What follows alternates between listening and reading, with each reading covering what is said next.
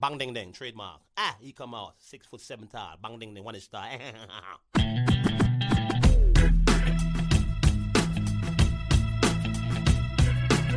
dong ding dong ding dong ding dong ding dong ding dong ding.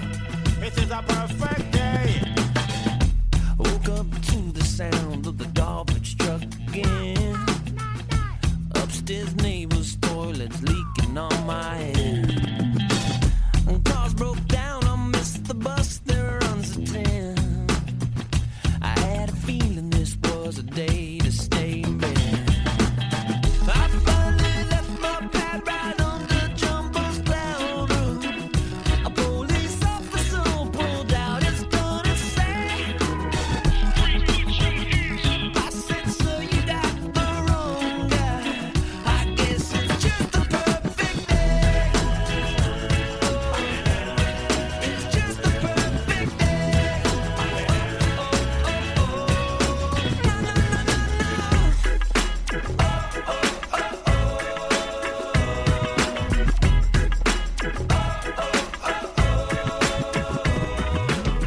Hey everybody, what's up? Welcome back to another exciting episode of Eggs. This week we have special guest Joel Byars. Joel is an Atlanta, Georgia-based stand-up comedian, educator, author, and podcaster. Having grown up in a house full of educators, Joel's combined his passion for educating and entertaining by hosting his award-winning Hot Breath podcast, teaching a weekly comedy class at the Joel Byars School of Comedy in Atlanta, and co-authoring The Comics Playbook with MIT alum Dr. Robert Joseph. All of Joel's professional endeavors are designed to help people discover their creative potential. Joel's story has been featured in publications ranging from Atlanta Magazine, Atlanta Business Chronicle, Creative Loafing's Best of Atlanta, and having been selected as the morning person of the day by Creative Mornings. Some of his accolades also include writing for Comedy Central's Roast Battle at the prestigious Just for Laughs Comedy Festival in Montreal, and having been crowned the national champion of the Search for the One comedy competition in Washington, D.C. Without any further ado or ass kissing, please allow us to join our special guest, Joel Byars. Hey, Joel, what's up? Hello. Boom. We made it. Thanks for having me. Yeah, no, so this conversation, just to give people a little backstory, we actually reached out to Joel. God, I mean, maybe it's been like About a year ago now? Yeah. It was literally about a year. Did you finally get the website done? We got the website done, and it all ended up being done by me. So excellent. Oh, that seems to be how it ends up happening. You know? Yeah. So we reached out to Joel at the time. I think it was about the same time we had comedian Marcus on the show, and we really had a good conversation with Marcus. And we thought, hey, God, we should get more comedians on the show. And we came across Joel's podcast, Hot Breath, on iTunes or someplace, and we decided to reach out to him, see if he'd be interested in being on the show. At the time, he was undergoing the aforementioned website reconstruction, and wasn't able to do it. So we kind of kept tabs for a little while, and actually, kind of out of the blue, out of nowhere, Joel hit us back up. I don't know how long ago it's been, a couple weeks ago anyway, and we got him back on the books. So we're super thrilled to have you, and great to catch up. Yeah. I respect your audience so much that I want to be able to deliver as much value as possible. I like and it. A year ago, it wouldn't have been the same Joel. So well, that's good, because we barely respect our audience. So if you can take it to another level, that wouldn't be a bad thing either. I'm just playing, guys. We love you. Hey, I'm in that audience. So cool. Well, so let's, I guess, kind of get a little backstory and start from the beginning a little bit. From the intro, we talked about having grown up in a house full of educators, but here you are, a comedian, among other things.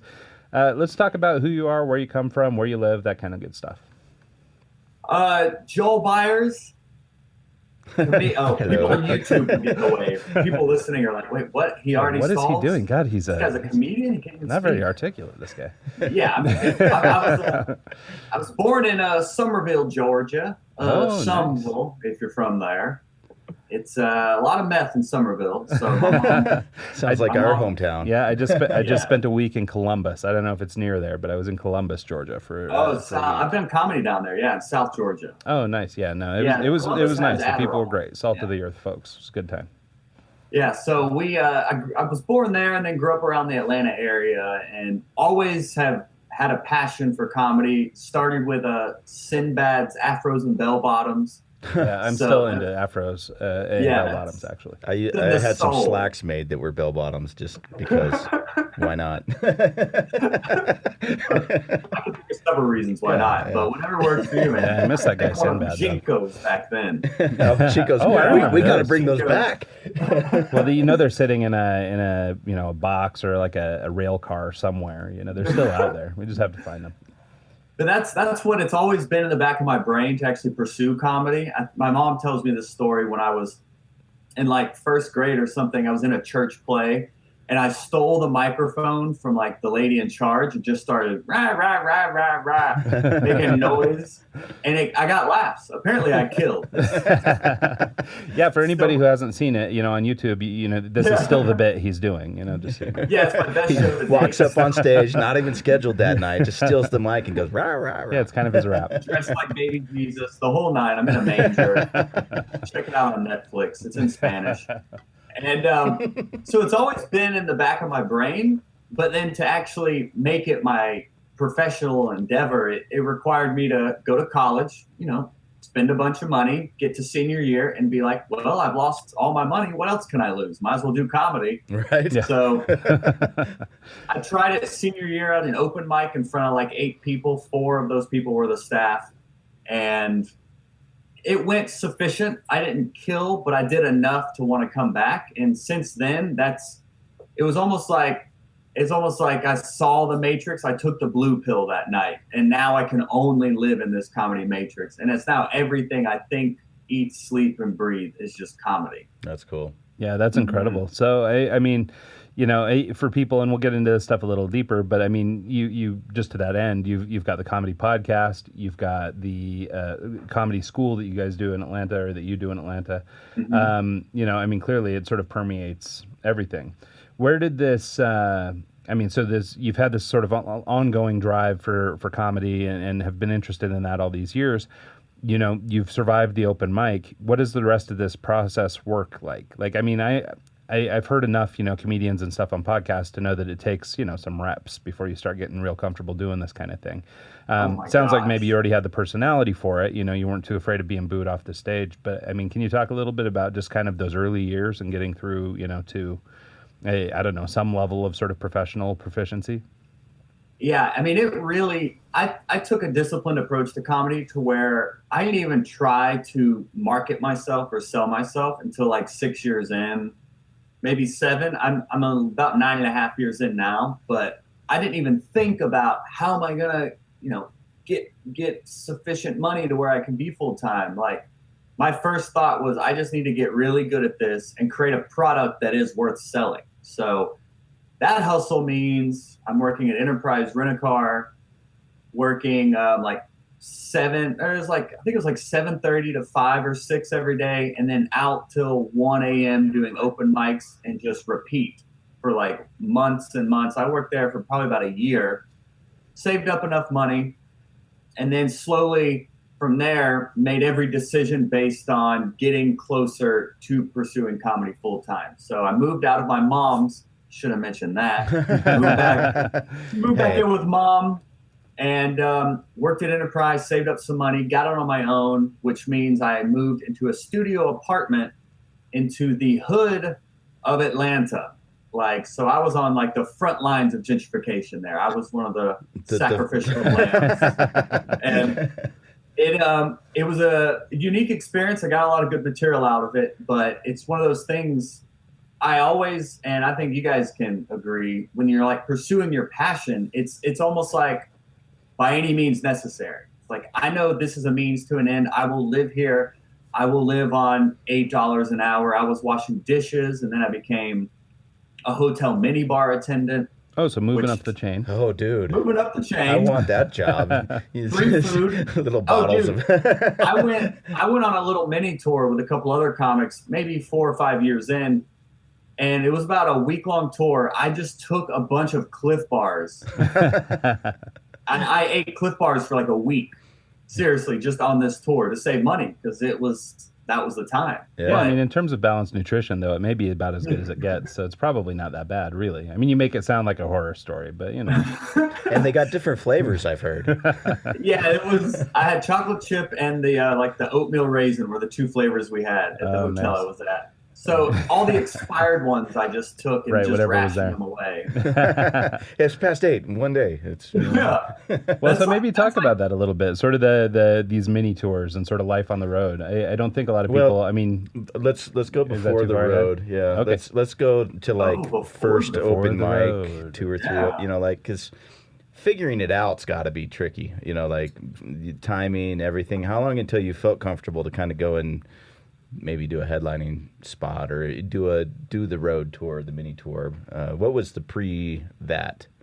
You know. Yeah, I mean the hustle, seriously, for anybody that's thinking about doing comedy, and this is the best advice I've gotten, is you have to live on stage. Like comedy is a language, and the only way you can really exercise it is by living on stage and getting that feedback from the audience. So every year I get more comfortable, but this is a lifelong endeavor. And I've interviewed comics 20 years in who are like, I think I'm just now starting to get this thing. So it's a never-ending mindset for a comedian, but maybe about 6 years in is when I started to feel like, okay, I can at least stand on stage confidently and really engage an audience. But it's a never-ending learning curve, Well, and I that's think why I that's- love it. yeah, I think that's a good observation because there's so many, and maybe it's sort of fueled by social media a little bit, but I think a lot of people expect that they're the funniest kid in their fraternity or whatever, and they can just walk up on stage and command an audience. Like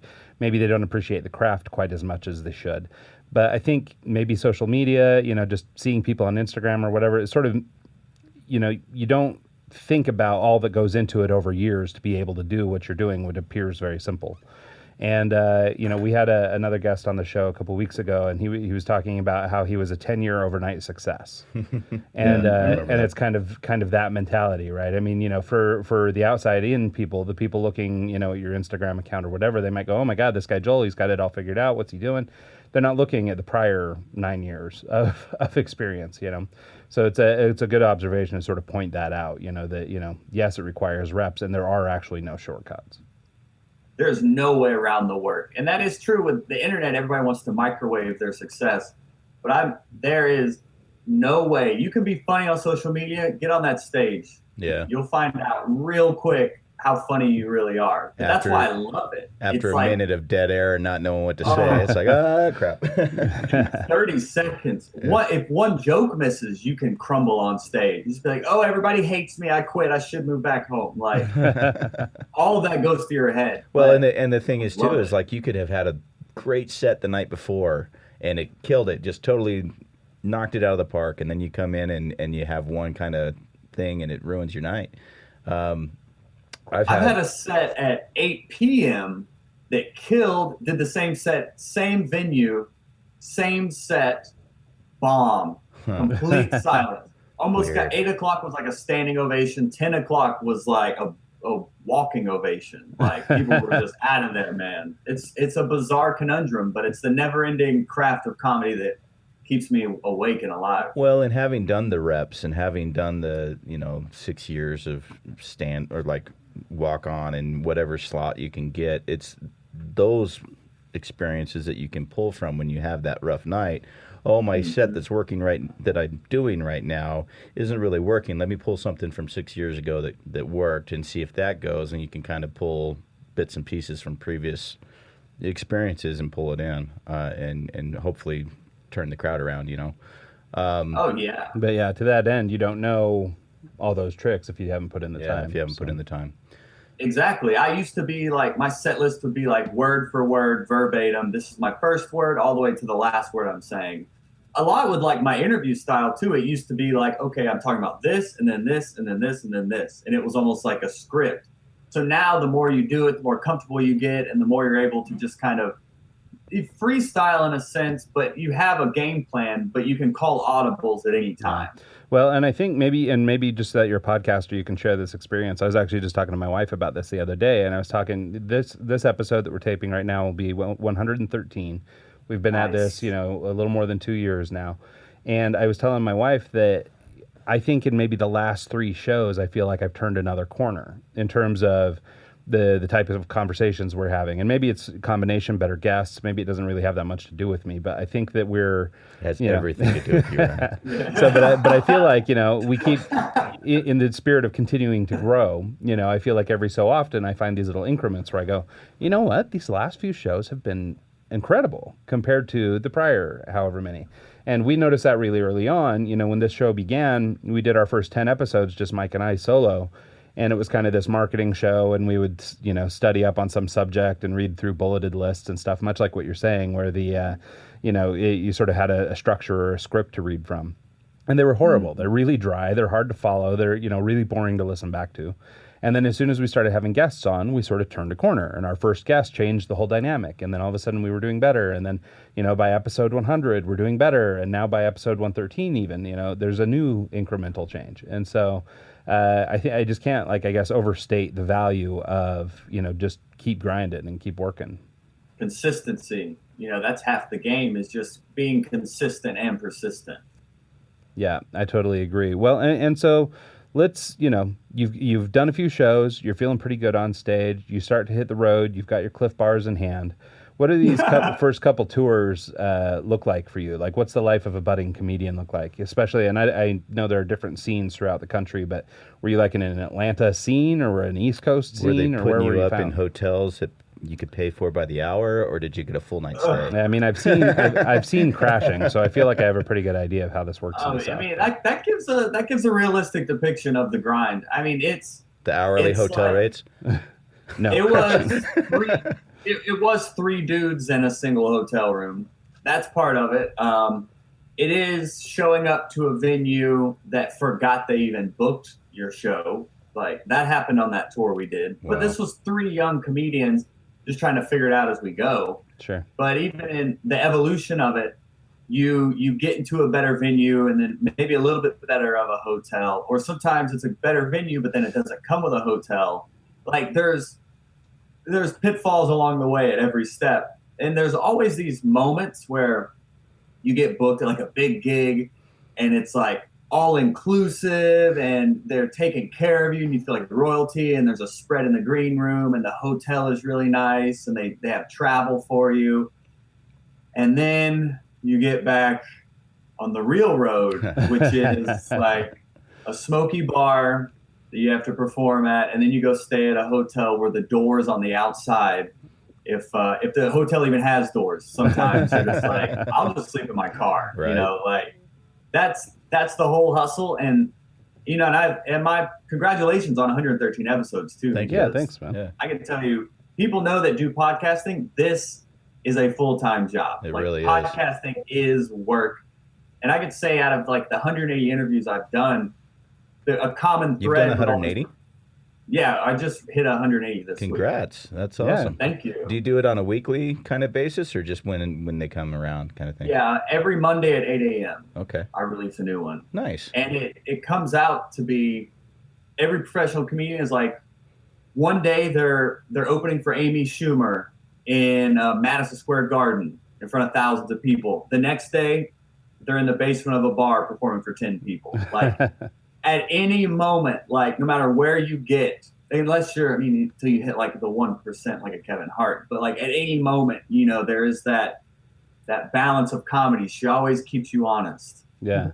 Yeah, no, I have a little experience with that too. Just having, back in the olden days, I used to road manage bands and stuff. And I got really accustomed to backstage and green rooms and free tickets and things like that. And then as I moved out of the industry, like, now everything costs money. And I just, like, I never go. And when I do go to a show, it's like, I don't have access, so I hate this. I just sit around and pout. I literally was talking to him 5 minutes ago. I was like, hey, you want to go down to the show? And say, I don't know him. I can't get access. I don't want to go. I was like, they're old friends. If we can get access, I'll go. But if not, nah, I'm not going as a fan. But I'm ruined. I'm for above it. that. That's right. Yeah, pinky's out, man.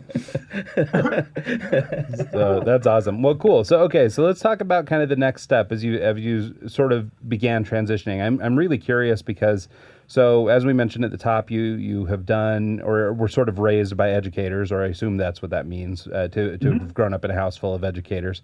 I'm surrounded by them myself. My mom's a teacher, my wife's a teacher, everything, and so I sort of understand this drive or this interest to teach. And so I'm curious, at what point did you feel like, you know what, I'm established enough as a comedian, I feel comfortable enough in my skin, I feel like I have real valuable information.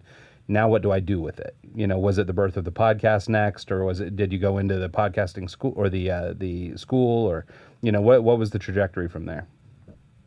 The teaching started first, and I was doing improv classes, and I had done some sketch classes at the same theater, and then they asked if I'd ever thought about a stand-up class. And I was like, well, I know what I think about people that teach stand-up classes.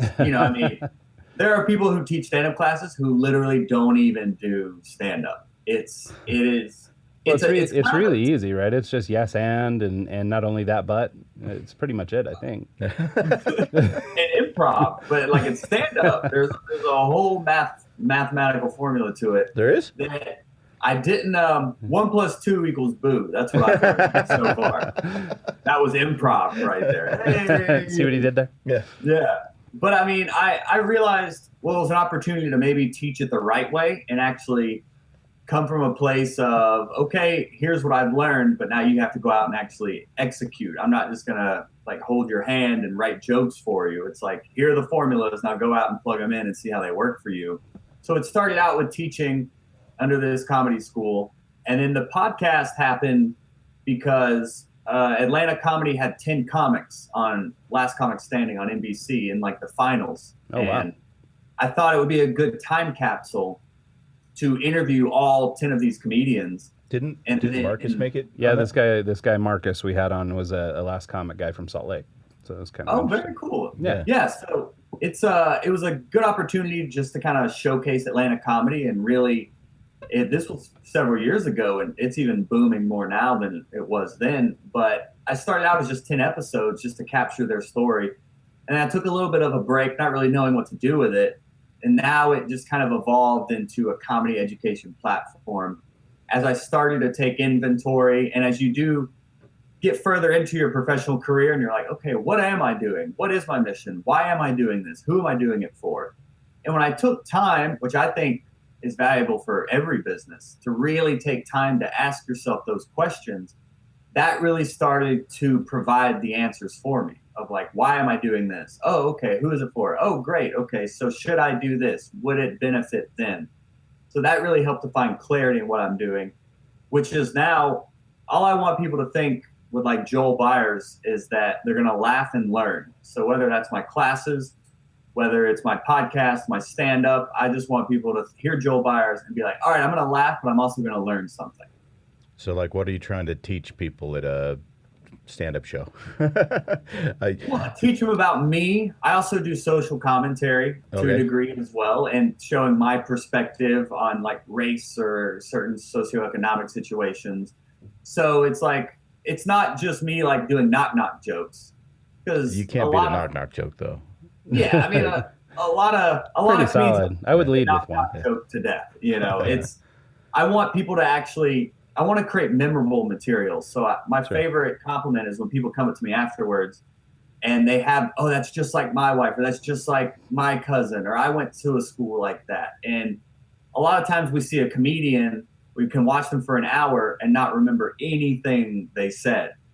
I want to make sure that my material is memorable enough for when they come up, they actually have a direct compliment about what you said resonated with me. And that's how you create that fan base and that connection. Yeah, well, it's really interesting, too, because, we do a lot of entrepreneurial shows and have a lot of perspectives on that. And it's funny to hear you talk about your stand-up career even as a business, right? Because, that is what it is. Ultimately, you're trying to make money and provide and do all that from this career. So, it really is a business, but I think a lot of people think of it as, your talent on stage and that's what you do, but they don't really think about like all the rest of the business around it. And what's interesting is what you just described is, brand experience to a T. Basically you're developing this brand and you're looking for ways to relate, and that's the whole name of the game when it comes to branding is trying to, tell a relatable story, whether it's, through a pair of Nikes or it's, through a stand-up routine. By identifying content that you can deliver that is relatable, stories that resonate with people, my wife did this or that or whatever. I think that's all, really strong brand building that you're doing, And so I think that's really, I don't know. It seems like a different perspective than I've heard from other comics where, they're really more concerned with getting up on stage or whatever, not the business of developing this career. How far into it were you before you realized it was a business and had to treat it as such? Because I was probably 6-7 years into DJing before I thought, I could actually do this as a full-time deal. Yeah, I think it probably was about 6 or 7 years for me and the stage is so valuable, and it even at this point, it's like I'll take a less paying gig if it has more stage time, because like I said, comedy is a language, and the only way to learn it and get better is by actually doing it on stage. There's no way around that. But what people forget is it's called show business. It's 2 separate jobs. So like as a comedian, if you want to pursue it full time, congratulations, you just quit your day job to acquire 2 part-time jobs. And you have to turn into full-time employment. So the show is you have to write, you have to get on stage, you have to refine, you have to record your sets, you have to review them.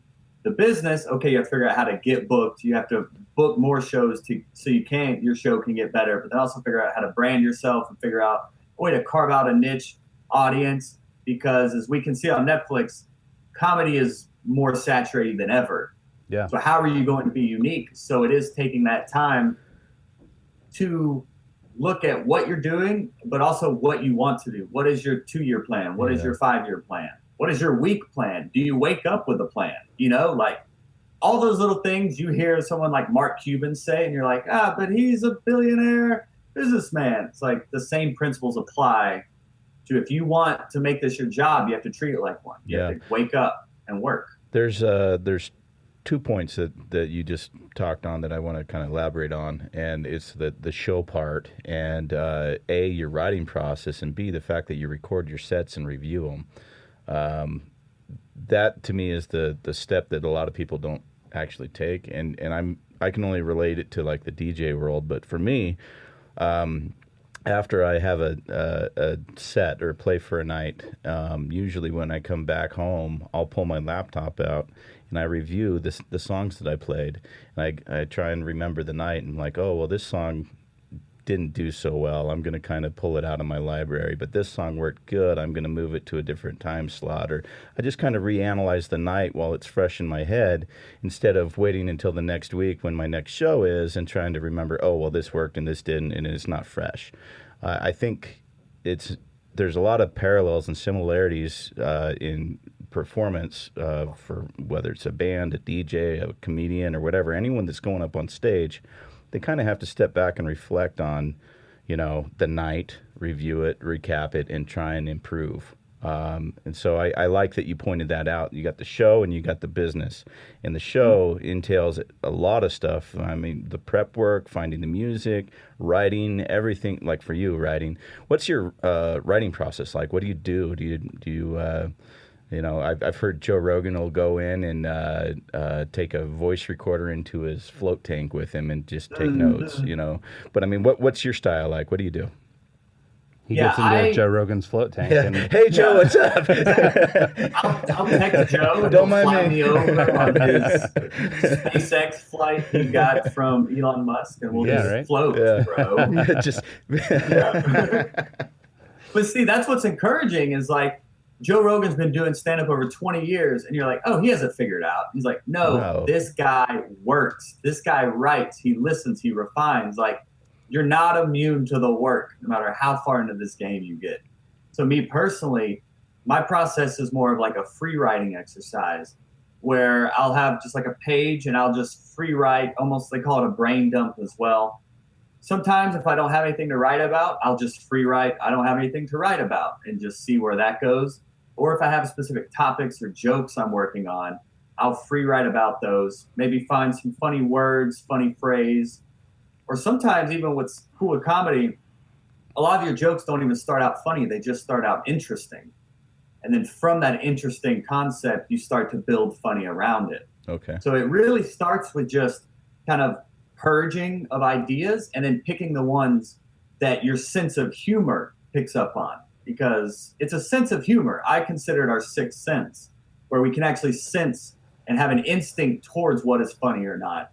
So I always follow that instinct, and it helps me to just kind of get ideas from like my head to my hand, and then from there get more analytical on how to actually build it up. Execute. Yeah. So that's actually an interesting topic too. Maybe we could talk a little bit about is I think part of that, being able to listen to your sixth sense, is maybe it's a innate confidence, or maybe it's something that you train up and you practice on over years and become good at. But being able to listen to yourself and trust yourself and actually do that versus sitting and thinking about what somebody else might think about it or whatever. Can you talk about, have you had any struggles like that in your career? What did it take to overcome those things, that kind of deal? Yeah, it's kind of like with repetition. The more you do it, the more confident you get at it. So the more you perform, the more confident you get at your ability to perform and acclimate to any situation. So the early jokes were more of just like a knock-knock joke. I mean, just trying to get a laugh for the sake of a laugh. And if they didn't laugh, if you want to talk about dealing with failure, if like my opening joke didn't get a laugh, the set was like over for me. Like I would just, all right, well, I guess this set's done. And I would like turn around and start like rubbing the wall and just see, it works. It works. I've like rolled around on the ground. Like I've been on stage and just rolled around on the ground. Like if like me saying hello didn't get a laugh, my confidence would just be shattered. But it took me just getting on stage. And it's like working a muscle. The more you work out, the stronger the muscle gets, the more confident and more use you can get out of it. Same thing with stand-up. It's just putting in the reps, and it's just understanding this is part of the process. Yeah. So this is part of getting better. Yeah. Sorry to cut you off. So I guess then to that end, or to sort of take this to the next step, maybe in the frame of your comedy class or in your own career, do you believe that this is something that anybody can do? Do you need to be born a comic, or can people train these skills and learn these skills? I honestly think people can learn the skills. It's just, are they willing to put in the work? Because there is underlying everything in comedy, there is a structure. There is a certain mechanism at play when you're watching a comedian, whatever it is, it's kind of like, I guess, music. I mean, they're all playing musical notes. It's just like, to what degree or to what language, what is their song compared to someone else? Every comedian sings their own song, but we're all still using kind of the same mechanics that can be learned. To what degree, there's only one Jimi Hendrix. So, but I think anyone can actually do stand-up comedy proficiently if they're willing to do the work. That's what most of my students don't stick with it.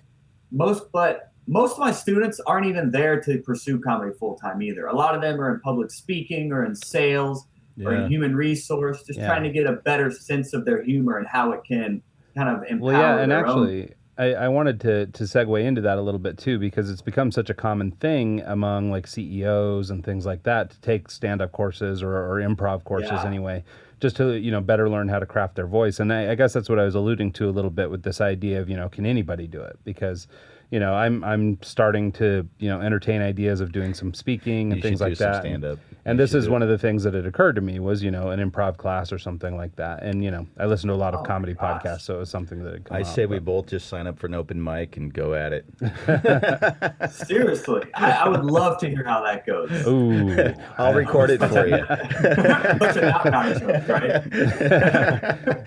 I recommend it. Anyone who's ever even thought about trying comedy, even if you don't take a class, just get out and try it. You're going to learn an entire new appreciation for this craft. It's a different game. When you're funny at the water cooler, get up in the lights, see what happens. Yep. Yeah, I can only imagine. For me, it's terrifying. Yeah. What's, I'm sure, over the years you've had some pretty interesting experiences, but is there anyone that stands out, like crazy heckler that just riled you or like a, weird experience that happened at one of your shows? Oh my gosh. There's, $4 and I'll million. ask my guests this too. I always ask like my guests the story of them getting booed on stage or something, like their worst bomb. Like, I mean, I've done shows on buses. I've done them on sidewalks. Done them in strip clubs. Oh, that had to be and fun. Then of course, on the inverse, I've done them in theaters and churches and comedy clubs. So it's like, it's the whole gambit. But there is one place. It was I got booed at a place called Taboo. So sounds like one of the strip club ones. Yeah. I should have known going into that one that Taboo was in the name, so I should have known that Boo was going to be on stage. And it was a nightclub that was trying comedy, and there were couches on stage. It was a terrible setup for comedy. All that to say, I didn't do well enough. And what was bad about it, as a comedian, like if you see a comedian not doing well, every joke that misses, they're shrinking on stage. They're getting smaller and smaller until they just want to get back into the fetal position. So my first joke hit well. So I'm like, okay, this is going to be good. And then each joke after that incrementally lost the audience's attention more and more until I could start to hear people in the back talking like on the right side. And then I could hear it start to spread around to the back. And then a lady in the far left back corner just boos me. And then that empowers the audience to be like, oh, yeah, we don't have to listen to this. And then someone on the right side started booing. And then it just became like, I won't say everyone was booing, but it was kind of like just over here, a boo, and then a boo missile over here. And then someone in the middle would boo me. And then it started to become maybe around 20 or so people out of the people in there were starting to boo me. I didn't really know what to do, so I just booed them back. That was my solution to the problem. I was like, boo you too. And I like laid down on the couch that was on stage. It was like, boo me, I'm terrible. And I was. And I shouldn't have been there. But it's one of those things, failure is the best teacher. And I've never forgotten that night. Just like the night I had a killer show at 8 and then the 10 o'clock show, I bombed horribly. You just never forget those experiences, but they make you stronger. And now I know moving forward how to deal with those situations. Yeah, well, and I think it's a really common thing nowadays that people want to try and avoid the painful. They don't want to do the things that hurt. And I think you have to. Like, I mean, if you don't get a poor critique or you don't get booed off stage at least once, you don't have any understanding of what that's like, so you don't know how to avoid it, or how to operate better through it. I mean, as bad as it sounds or as horrible as it sounds, I mean, it probably would behoove you to be booed a few times. Like, I mean, you need to understand when you're hitting and when you're missing, and because otherwise you just assume you're great. You know, I used to work. Everyone bombs. Yeah, I used to work at this venue. I'll avoid names because I still have friends there. But when I first started working, it was taboo in Georgia. Flashbacks. I came in and I essentially took over the role of the club DJ. I kicked the other guy out, and he had friends that still worked at that venue. And I was playing this set, and all of a sudden in the back of the room, someone was booing me. I'm like, man, I have never been booed. This is the first time I've ever been, like, as a DJ, been booed. And it wasn't that I think it was that they were there supporting their old friend who just lost his job, and I had taken his role. And so I made it my personal mission that night just to kill it, just knock it out of the park, just so that, like, you want to boo me, I'll show you what I can do. And it was kind of a liberating experience for me, because before I would have just been like, whatever, I'm just going to hit play on this and walk away and screw these guys. For me, it was like, all right, I'll show you what I can do. I feel like we have the makings of a rom-com with Drew Barrymore with Never Been Booed. I think we're on the way. So I think we're getting there. Somebody make a note. Adam Sandler's got to be in it though, if Drew Barrymore. I don't know. He's been really prolific lately. He might be a hard get, but I hear about this Joel guy, Byars. He might be around. Hey, I'm available and affordable. Excellent. That's the two things we look for in a movie star. So I guess let's talk a little bit too then maybe about some of the peaks in the comedy business. So at the top we mentioned, having been chosen as a national champion in the Search for the One comedy competition. And I think the other one that we mentioned, the Just for Laughs Comedy Festival, that's a huge one. Everybody knows about that. Can you talk a little bit about that experience, what it was like, how you got called up, all that side of stuff? Yeah, those are like the experiences that let you know what's possible in this game and keep you going. That one was one of the contestants on Roast Battle wanted me to be a writer for them. So they like took me up there and like they like took care of everything and they got me the VIP pass. So it's like your environment really informs who you are and really teaches you kind of what you can be. So if you're around everyone in your circle is like the same as you, then everyone's staying the same. But I always try to surround myself with people that elevate my game. So that being said, I'm standing in the green room backstage and I'm like 2 feet away from like Judd Apatow and John Mulaney talking. Like it's even just thinking about it now, it's like, oh, they're just peers. Like when you get around these people at this level, you're like, oh, they're just people. They just talk and, they just happen to be really good at this. But hey, you're in the same room as them. So that must be saying something about you. So it really kind of took the lid off the jar for me and really opened up my mind to what's possible. That, oh, maybe I'm not just kind of like a local comic that, does well around the Southeast or whatever. But it's like, oh, no, I'm an international comedian who is here for a reason. So just being around that environment really inspired me to reach higher than I had been previously. And it's really the Super Bowl of comedy. Like if people don't know what Just for Laughs is, like this is the comedy festival to be at. So just to be walking around the streets and seeing a bunch of your favorite comedians, and then at every show, it's just like every famous comedian you could imagine, just hanging out at the parties and just getting to actually, instead of like looking at them on YouTube and like, hey, it's that guy, you're like right next to them talking to them as like a peer, as like an equal. It really changed my entire mindset into like this comedy game. Well, it makes sense. They say, in a lot of business training and things like that, that you're sort of the sum of the 5 people nearest you. And you're so screwed. Yeah, I know. I've got these 2 roughnecks in here. Back to the electrical cord. We couldn't get under the door.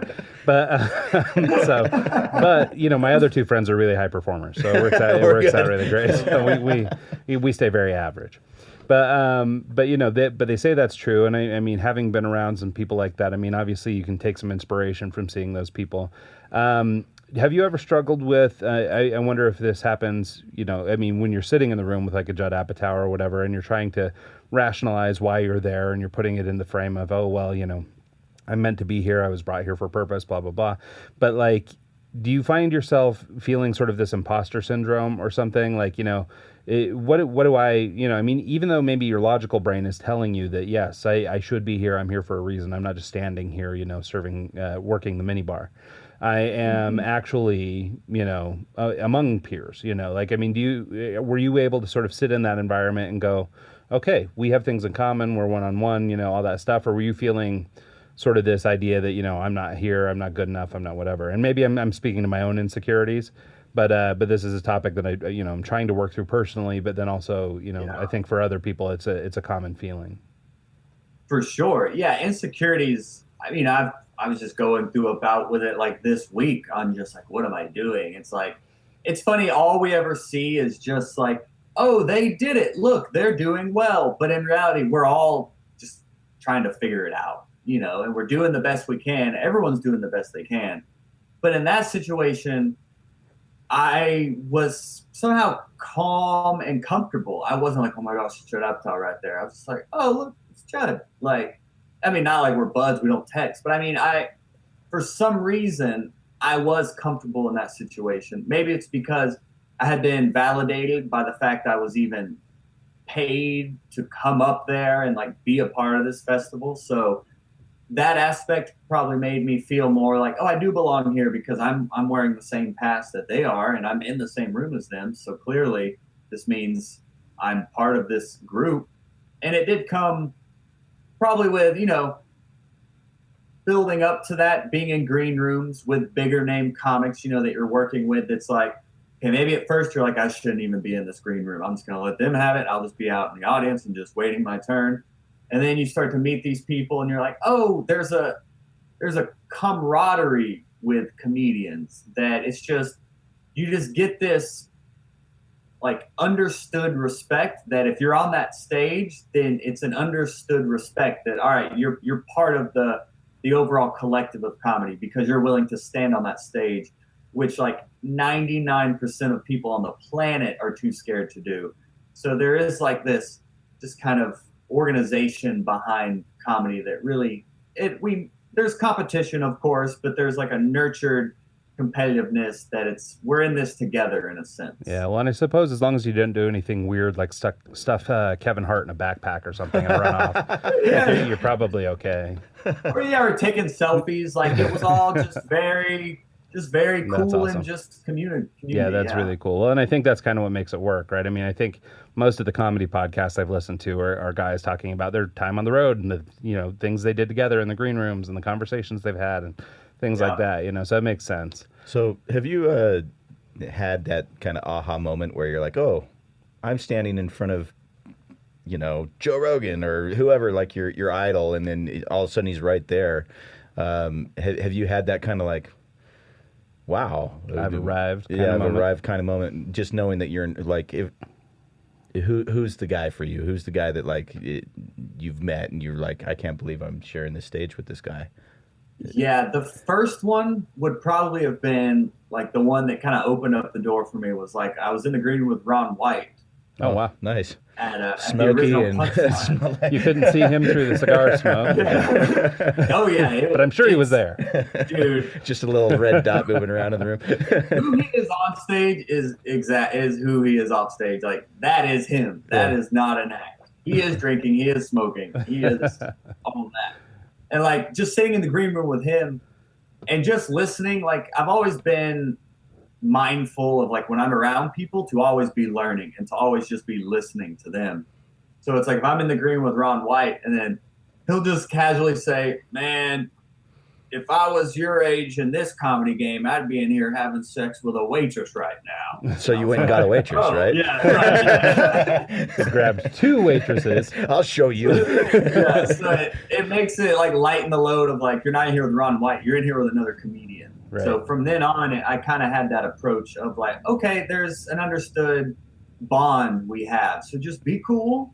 And that's how you get rebooked at places as well. Like, and same thing with any job you do. If you're easy to work with, you're going to get more work. So that bleeds very true in comedy. And all the people I've interviewed about it, they've all said the same thing when it comes to networking, that if you're cool and easy to work with, you're going to get booked. If you're a jerk, you'll get booked once maybe, but then you won't get rebooked again. And the rebook is when you really start to generate that monetary momentum, when the word of mouth will spread and you start to build up your network of paid gigs as opposed to you doing an open mic. Well, once a venue knows that you can come in and do a good job and represent well for them and know that they can put on a show, granted the people paying for the tickets might not necessarily know you as a comic, but they're going to have a good time. And then they know that they're going to, be able to rely on you to come back and do a good job. That's key. Well, and that goes back to that business aspect, right? Yeah. Being reliable for the people who employ you is key. So let's transition a little bit because we're starting to get later in the show, but I don't want to miss a couple of these things. So let's talk a little bit about your podcast. We talked briefly earlier on about sort of the birth of it, that you had done it around these 10 entertainers that were on TV out in Georgia. I guess they were on the national program, but that was sort of the beginning of the podcast, but you mentioned earlier being 180 episodes in. So let's talk about your podcast, how it's grown and evolved and what inspired you to do the show. Yeah, the brand identity, like we talked about earlier, and figuring out what you're doing and who you're doing it for and why you're doing it. It took me a few years to really address those questions, really find my direction. So when I did it to be a time capsule of Atlanta comedy for those comics. And I took a little break and I was like, I guess I'll just start interviewing comics again. Like my whole mission was, I want to create a podcast that I want to hear. Like every comedian and their agent has a podcast, but most comedians with a podcast is just comics on there trying to out funny each other. It's obnoxious, it's annoying, and unless you are someone with a name, people aren't going to want to listen to that. So I was trying to see how I could create a unique show in the crowded space that is comedy podcasting. So I want to make sure, one, my audio was on point. I want to make sure the audio quality was always on point. And I want to make sure that the content I created was always on point. So if it's going to be video, I want to make sure my video is high quality. If it's going to be interview, I want to make sure my interviews are so well researched that the guest is surprised at things I ask, and that listeners know if they come to Hot Breath that they're going to hear questions they won't hear anywhere else, and they're going to learn more about that guest on Hot Breath than any other interview that guest has ever been on. So that was always my mission. Make sure it's a quality podcast of well-researched interviews about comedy. Where did the name come from, Hot Breath? You just have a stanky day and just was like, all right, here we go, let's start a podcast. I was a fan of NPR's Fresh Air. Okay. And so I was like, what's a quick hit? Like, what's a 1-2, you know? So I just kind of brainstormed, and like Hot Breath stuck. And I don't know why, but I'll do this like sound effect on Hot Breath. I'll be like, and I'll do that on the podcast in the intro. And now I'll get introduced at shows where like he's the host of Hot Breath. Like it's fixed. Have you? But it took. Yeah. Sorry to cut you off. Have you noticed an influx or a direct result from the podcast on your actual live show? Has it kind of had an effect on that? People have come out. I host a game show here in Atlanta. People that are also recorded as a live podcast, and people came out from the podcast. Like you just never know who's listening. But what really helped me to have people actually convert from a listener to actually meeting them in person was like understanding who it was for. So I kind of I got a little bit lost in my way about halfway through my podcast, where I lost sight that it was all comedy related. And I started interviewing just Atlanta artists and other people like, oh, maybe it's an Atlanta podcast. And then my numbers started to drop. And I was like, wait, what's happening? And I was like, oh, I got away from my central mission. I got away from why I started this. And as soon as I took the time to reevaluate what I'm doing and who I'm doing it for and why I'm doing it, that's when it really started to climb. When I was talking to a specific person. Now it is an audience, but I was able to kind of boil it down to, like that avatar when I talk about it. It's that singular ideal audience member. And now everything I create is for that audience member, and it now resonates to like a big audience. Well, that kind of makes sense. We've been, in my business, I've been working on a mission statement and core values and all that stuff. And it really helps when you have that demographic or that target to throw at, because until you know your why or the reasoning behind what you're doing, you're just kind of wandering around. I got a business, I got it working, but you don't know why you're doing it. And for you, it's like you pick your demographic, you pick the person that you think would relate to your style of comedy and just go full bore. I think it would have a direct effect on that. Your audience tells you what they want as well. So it's important to, as you're building an audience or finding it, to like listen to what feedback you're getting and really engage with them. If someone leaves a comment, when they leave a comment on one of my posts, or they're saying, oh, I love this episode, I'll be like, oh, what did you love about it? Or if someone's like, hey, I found your podcast, I love it now. And I'll be like, oh, what do you love about it? How did you find it? Like, I gather all that information, and it all helps to actually regenerate that information into new listeners. Yeah. Do you, you mentioned interactivity. Do you do any interactive stuff on your podcast? You mentioned you do the game show, and you put that out as a podcast. But last week, I just kind of jumped on Spotify and looked through podcasts that they had that were trending. And I came across this one called Girls Gotta Eat. And there are a couple of comedians out of New York. And they do this thing at the end of each show where they play a game with their Instagram users. And they ask questions or whatever. And they get a lot of it back and forth. And they'll read responses from a question they asked the week before.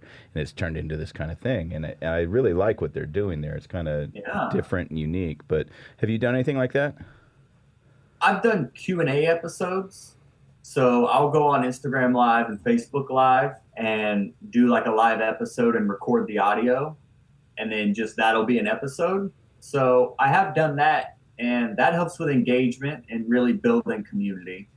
I haven't really done anything like live at the end of a show as an actual segment, though. It's all been kind of like it's one-off episode. Yeah, no, that's a good idea. Well, and that's the thing. I think there's, I mean, it's kind of the beauty of this podcasting platform, right? Is that you can go, a multitude of directions. You can really do anything you want to do. There's no boundaries. And so, but I think your idea of sort of niching down and identifying who you're actually speaking to, it's one of those things, everybody has this idea in their head that if they could just reach every human, think of how rich I'd be. Think of how many widgets I would sell if just every human would buy my product. When the reality is you probably do much better if you focus down to some subset, even if it is, 100,000 people instead of 7 billion, if 7 billion people aren't buying your product, but 100,000 people are, then, it's night and day different. And so, but I think that idea of niching, I think is something people, or niching is something that people are a little bit afraid to do. And so, so I think that's good advice. I think it's crucial. I mean, there's that saying, there's riches and niches. And now that I have found my like niche market, like I can now provide services tailored to them. So it's like, instead of trying to guess, they've told me what they want and now I'll provide it. It's like, oh, people want me to review their sets. Okay, there's a link on my website. You can go submit your set and I'll review it. Or you want one-on-one coaching. Okay, here's a link to that. Like, people have told me what they want and now I just provide it. It really, when you find your audience and start listening and engaging with them, it takes away a lot of the guesswork. Not the work. It doesn't take away the work, but it takes away a lot of guessing of like, oh, what do I do next? It's like, well, listen to your audience. Ask them, what do they want? And that's really how I've been able to build up not only like my, here in Atlanta, my comedy school that I started, but also just all the online services I offer, all bloomed from just asking my audience, what do you want? And they'll tell you. Yeah. No, I think that's really good advice. I think too many people have this idea or this concept in their head that they know the way, or that they're somehow they're somehow leading their ship, when the reality is it's the crew that runs the ship, I mean, the captain might be up there, with final say or whatever, but without input from his crew, it's difficult to, really make the ship go. And so I think that's really good advice. Let's talk quickly, just because we're, getting towards the end of this thing. Let's talk quickly about your comedy school. What's that entail? So like I mentioned, when I first started teaching, I was under another comedy theater I was teaching with. And then this past year, actually, I've been really focusing on lately, like the growth mindset, and really focusing on like just not the fixed mindset of it is what it is. It's like, no, you create what it is. So this year I actually took the leap, started my own comedy school, and it's grown into, I'll offer all different like array of services. I'll do a 6-week comedy course. I do one-off workshops on both stand-up comedy and podcasting. I've started doing workshops on. I now do a lot of like one-on-one coaching with people, which has been very interesting, of like someone may be having a speech coming up and they want help organizing it or adding punchlines to it. Like I've done things like that for people. Comedy is such a powerful tool that I've discovered through doing it, just how powerful it is. And everyone has the ability to be funny. They just may need to learn the tools to do it. And that's become part of like my passion, is like empowering people with comedy. So I think my wife calls it my comedy for everyone movement, where it's just comedy for everyone. You get comedy and you get comedy and you get comedy. Thank you, and Oprah. It's the most fulfilling time of my career so far, is that I finally have like discovered, 9.5 years in, of course, like people need to understand, 9.5 years in, and I by no means have conquered this idea. I have just now found the path, but it's all come down to just like helping people use comedy to whatever way they want. And it's a very versatile tool that I think everyone needs to be able to use. It's also going to be kind of rewarding too, to coach someone through this and then see them jump on stage and do a good job. That's got to be kind of fun. It's the best. It's almost as rewarding as doing it yourself when you have worked with someone and then you see them go kill it and you're like, yes, like it's very rewarding. Yeah, that's cool. Yeah, that's really great. Have you gone down the road into merch land? Have you done any merch sales and stuff like that?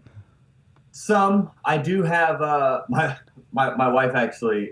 I just started selling comedy for everyone's shirts. Literally like this week. Like it's the new mindset. Like it's all kind of just happened. So the timing of this interview is great. Yeah.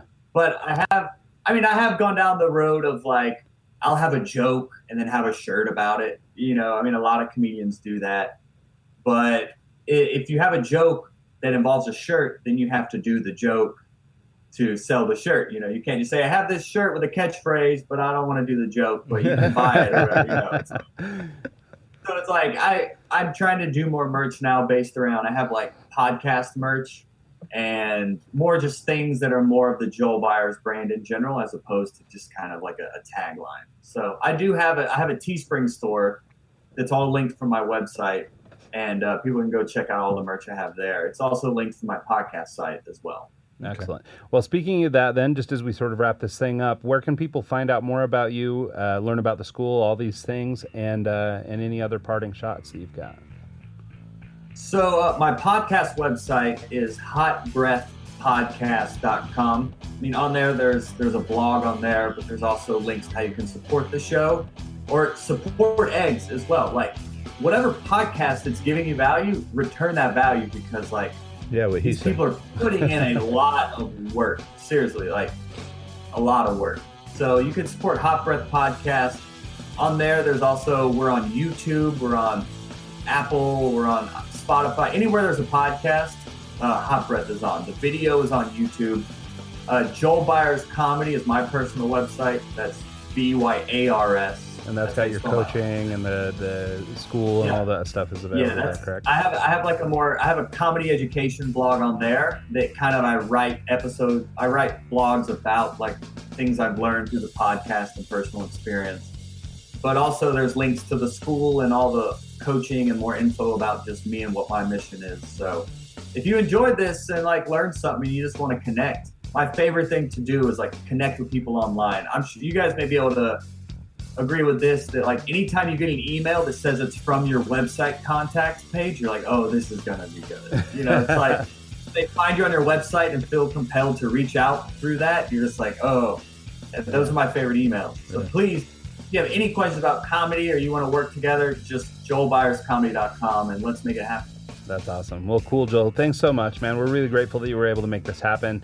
Like you said, joelbyerscomedy.com. That's BYARS.com.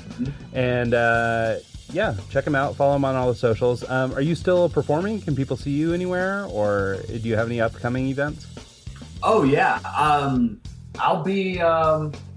I'm actually doing a kids comedy camp here in Atlanta in July. But I'll be in Chattanooga the first week of August. I'll also be in Birmingham the first week of September. And there's a whole I'm sorry, I have it all like in my phone.